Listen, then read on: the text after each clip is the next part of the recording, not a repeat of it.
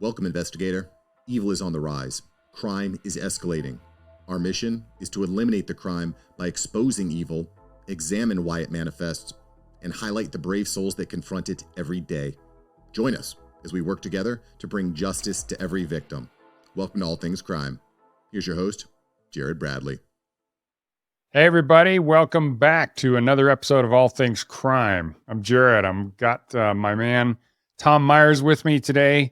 We are excited about some stuff that we've uncovered about a former guest and good friend of the show, and also an amazing story behind, tragic story, but also a big MBAC story as well. So we're going to intertwine all of that, but we're going to talk a little bit about the Chris Tapp case. And if you haven't heard, Chris Tapp actually passed away about a month or 6 weeks ago or something like that. And, so here we are toward the end of 2023 and Chris Tapp is gone. And what a tragedy that is, just in the fact that he's no longer with us, but also as we review his life and what all happened, I think this is one of those that I think should be a case study for lots of law enforcement agencies on basically what not to do. I mean, it's not just the law enforcement, but the entire justice system, and who knows what happened after he was actually released. So the bottom line is, if you don't know the Chris Tapp story, this is a young man that in I believe it was 96, right, Tom? That's correct. Yep. Yeah. Welcome to the show again, by the way. Good to be here, Jared. Yeah. I just started plowing into it, man. Forgot all about bringing you in. Anyway, Chris Tapp was one of those guys that was wrong place, wrong time, wrong everything. And the more we review his story and it's been done over and over and over, and the focus was on the tragedy. And I don't want to make this into like a big drama, and I definitely don't want to hammer on the investigators too much today. But at the same time, I think taking a somewhat objective view of what really happened and kind of how the police ended up focusing on him. But let's do a little background here just to bring everybody up in case you haven't heard of Chris Tapp. He was basically a 17, 18-year-old back in 1996, and there was a young girl named Angie Dodge. She was 3 weeks out of high school and lived in Idaho Falls, Idaho. Back in the 90s, Idaho Falls was just a beautiful little town, probably less than 50,000, somewhere 40,000, somewhere around there on the southeast corner of Idaho. Just an absolute amazing area, amazing people, super safe area that I'm sure most people didn't even lock their doors, let alone, their cars and things like that. We just, back in those days in Idaho, we just didn't worry about it. A lot of crime just wasn't in the cards. It was just a really safe area to live in. And so when Angie Dodge was murdered, it sent shockwaves through the entire community. And Angie was raped. She was stabbed multiple times, I think 16 times. And she was, her throat was slit. The perpetrator had actually used her teddy bear to muffle her screams. And, this was in a little apartment that she was in on a second floor. And she'd only been in there just a matter of days, and possibly, just a couple of weeks. So hadn't been in there very long when she was murdered, and it was horrible. And so, but as many of you know, as you're living in a small community, when something this horrific happens, especially to a young, innocent girl that is just starting out in her life, the demand for justice rings very loudly. And that is absolutely what happened with Angie's murder. And they went at it, and they narrowed down onto a few suspects, and Chris Tapp was one that they really focused on. And he was just a young kid, had no idea really that he was even a suspect initially. And by the time he was actually in court and being charged, he was in a bad way. And he ended up serving 20 years. He was convicted and ended up serving 20 years in prison for a crime that he didn't commit. And if you're not super familiar with this case, again, we actually interviewed him. Geez, man, it had to be two almost 3 years ago. So you could go back into the archives of the All Things Crime and find his episodes in there, and just what a remarkable man he was, because even after being held in prison for 20 years for a crime he didn't commit, he still had a pretty amazing attitude. And that's really what caught my eye about it. I mean, the fact that the MVAC helped him help get him out, at least, help him get the Alford plea. And then the police were able to focus on genealogical DNA and help him get out. But Tom, there were a lot of things that you said you have researched and looked at, especially once we found out that Chris had passed away. So what's your initial thoughts on this? Yeah, I took this one on, Jared, because I knew you had a personal stake in this, having gone up to Idaho and bringing the MVAC up there for part of the exoneration on it. So I know this one's a personal thing for you. And I'm aware of the exoneration that took place, but I don't have that personal beef into it. So I wanted to look at this entire matter objectively without watching the videos or seeing the slants or the YouTubes against the police or anything else. And I wanted to understand how this thing happened. So maybe we can bring up some solutions in the future and explain to people.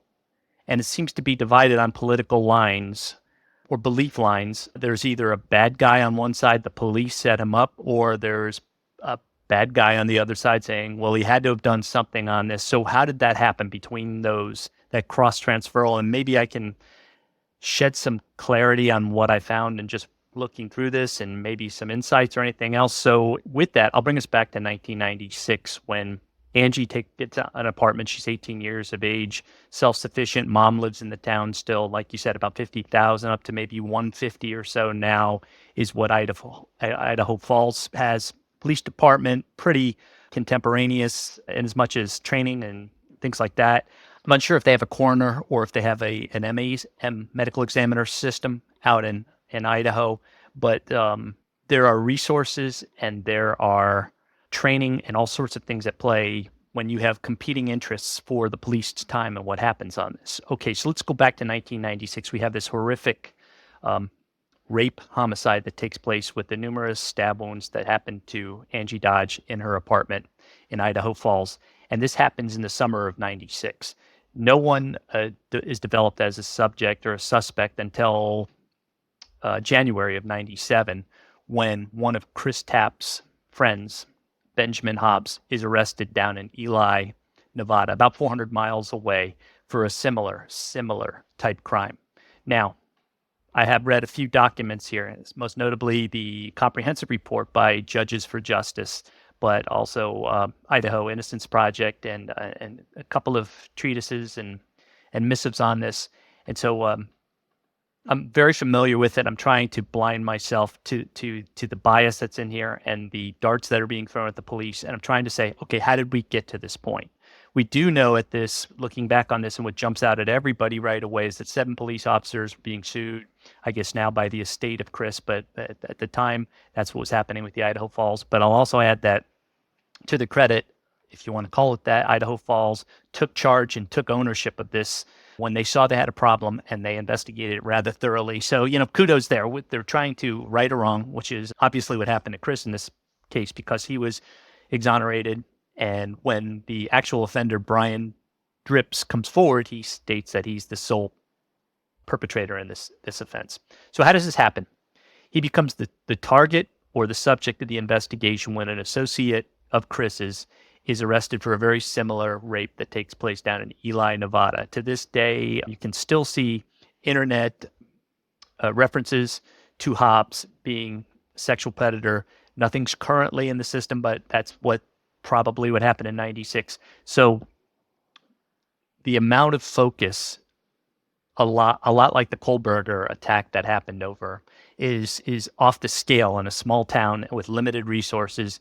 And what happens is it just paralyzes the community at that time. So you're getting it from both. If you don't bring a subject forward, the amount of pressure is what I'm saying. If you don't bring a subject forward, you don't develop something on this, you're not taking aggressive police work on this, you're going to be called inept, Keystone Cops, lazy, stupid, all sorts of things is subject to it. But when you do take action on it, you have that magic time period, you're held under that same sort of spotlight, and you can make mistakes on this.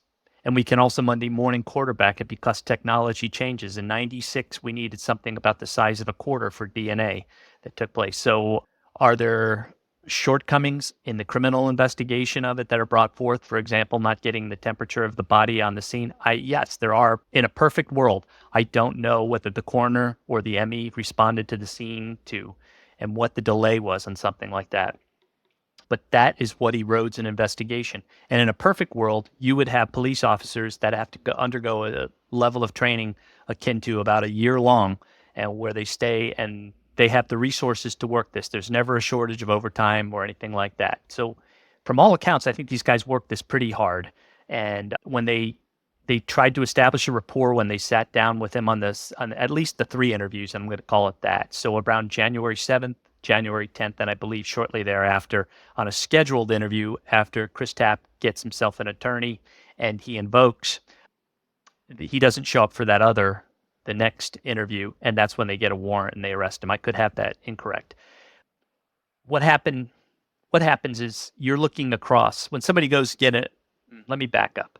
In small town America, everybody is very compliant and agreeable. They want to solve this. When somebody's not, or somebody runs and gets an attorney, that's a tell. I don't care what you're entitled to, as you want to be cooperative and you want to solve that. And if you have a personality, what I picked up on the interviews, the videotape of Chris over there, and through his own self-admission, we have 2 factors at play here. He respects the police, he's humble, and he's compliant, and he's trying to assist with this investigation. And the police are going to push that as hard as they can. Any good, aggressive investigator is going to push that to figure out and find an anomaly in what he's saying.